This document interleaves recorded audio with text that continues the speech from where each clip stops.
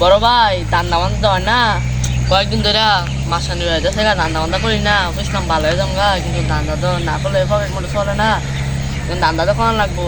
কারণ আপনিও এক ফাল যান, আমি আরেক ফাল যাই, দান্দা দুইজনে দুইটা মাইলে একটু বড় একটা ডাইন মারতারাম, মাইরা দেয় পড়ি।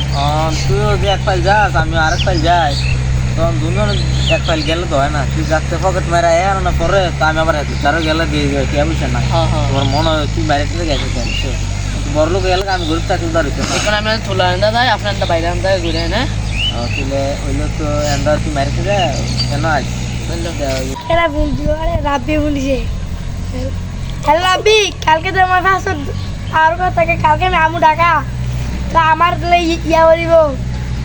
আচ্ছা তো আপনি সাইকেল ওই দেবীদার কাছে। আচ্ছা পরে করে বাড়লাম মাছ তো আছে কম এমনি, এবার আমি লাগলে নিয়ে যাবো। আচ্ছা ভাই ওই দিন পরে মাঝে আমার কিন্তু আমি লাগলে আর কোনো নিয়ে ভাই সমস্যা নাই।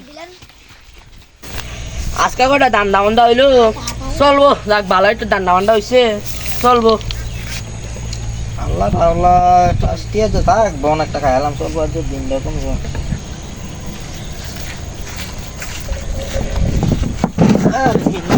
করতে বাড়ি কে কই যে করেন তো কিরে আমার তো 10টি আসলো, 5টি হলে উঠতে বুঝলাম না।